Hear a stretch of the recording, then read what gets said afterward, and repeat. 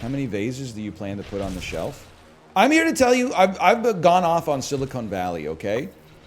And like how they, I don't understand, like in my personal opinion, the divide between like what work they do in the world and how they see themselves, like the gap between that is so crazy. Like you would think that they're like life-saving emergency cardiac surgeons, the way they talk about like their values and stuff, and how they find purpose in their life on social media.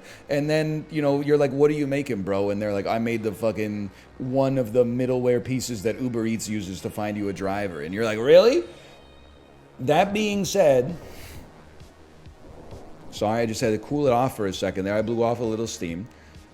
That being said, I think there is room for disruption in an industry. And I know that you can already buy flowers online, but we need like actually I'm trying to think of the right, we need like a Chipotle for flowers, okay? So I got all these vases.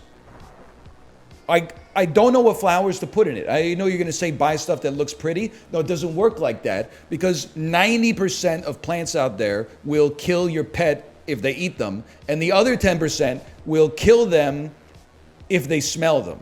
So every time I go into a flower store to try to like figure out what I'm going to put in these vases, I'm like Googling like phytorhododendron to see if it's pet friendly. And then the thing that'll drive you crazy is that half of the plants in the store don't have the name of the plant on it. They just have the price tag. So I'm looking like some of them, I'm like, okay, on this, it says what the name of the plant is. This is lavender. Google it. Yes, it will kill your pet. Okay, I'm not going to get that. Well, this looks pretty. What is it?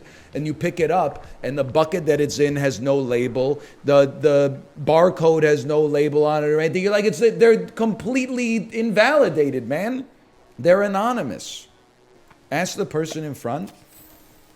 Listen, you're going to think this is a made-up story. I swear to you it's not. One year for Kate's birthday, I got her flowers. I went to the flower shop. I said, I need flowers for my wife. It's her birthday, but I need to make sure they're pet friendly because we have 2 cats who will like eat anything.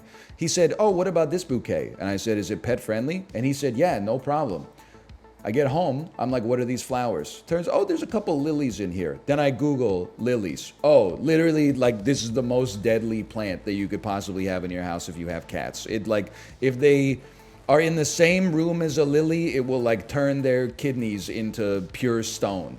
So like I literally asked the florist, and the dude was like, yeah, send it, brother. Like you're putting a lot of faith in a stranger. Now they should be competent, but I wasn't the one who was there during the hiring process. So how do I know, you know? The florist isn't a vet, why would they know? I mean, I feel like it's just a common question for a florist is like, will this kill my dog or my cat? So what I'm really thinking is like, I do think the industry is ripe for disruption. I'm a normal guy. It's hard for me. It's intimidating to go into like a flower shop. Because I'm like, I don't know what any of these things are unless they're roses or tulips. And then like very few of them are labeled and 85% of them are poison. I think there's a lot of people saying like, why don't you just do this? Why don't you just do that? I hope you don't work in the flower business, because Chipotle flowers is coming for your ass. Yeah, it's crazy to me. Like, again, I say this without judgment. I'm just making a joke. But like 90% of people in my generation chose to have a dog instead of kids. Surely there's got to be like a class action lawsuit against 1-800-Flowers or something like that coming up that's going to revolutionize the industry. Need like a 100% pet-friendly flower shop, man.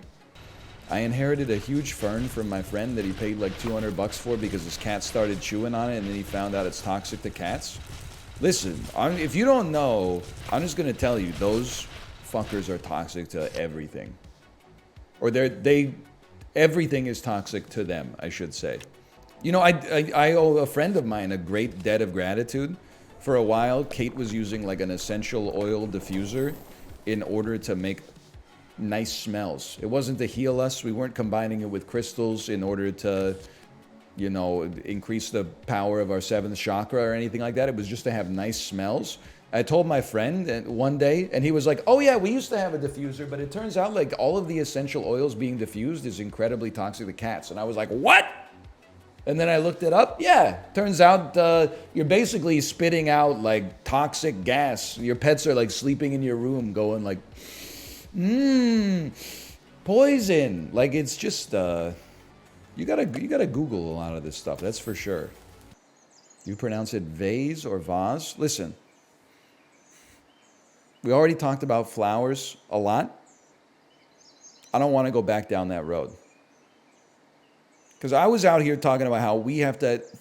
I reckon that every time I go into a flower shop, it's only 28-year-old Instagram influencers that are in there. Everybody else is over the age of 70, okay? You're going to rinse me. This is the strongest looking team I've ever seen in my life.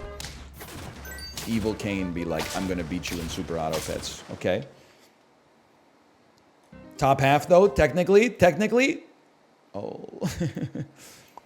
Okay, we have to go to Arena because we don't have time for another Versus. I was like, we got to modernize the flower industry so that millennials like myself can keep it alive once, the greatest generation is no longer actively purchasing flowers. Everyone was like, no, I'm Dr. Pangloss from Candide. This is the best thing that things could possibly be. You know what you are? You're like one of those dumb motherfuckers who was like born in the year 1700. And you're like, thank God I was born in the year 1700. Can you imagine how much it would have sucked to have been born in like the year 1231? Oh, I'm so glad we're in the 1700s, bro. The printing press, rich fabrics, understanding that, like, bro, Galileo is like, the Earth's not the center of the universe. Stop fucking killing me. Now in the 1700s, we're all so smart. You don't realize how dumb you are, okay? The best time to be born was 1988. Everybody knows that. Thank God I wasn't born in the 1700s. What's crazy is, like, they're gonna be right one of these days. Imagine being a streamer in the 1700s. So true. That would go crazy. Streamers in the 1700s be like, hear ye, hear ye. You know, I was going to tweet yesterday. Kate was watching Titanic. I don't know how the tweet was going to go, but it was going to be something along the lines of, there's a severe lack of motherfuckers saying hear, hear when you drop some wisdom at dinner these days. I'm still working out the verbiage in my life. I think there's a joke in there, but there's also some truth. You're never at dinner with someone and they say like a little nugget of wisdom and then you're like, hear, hear, well said, People are always just like, whatever, fucking, you get it. I shouldn't have cooked it that long. That's okay. Immediately valuable. We are getting the 10 on this one.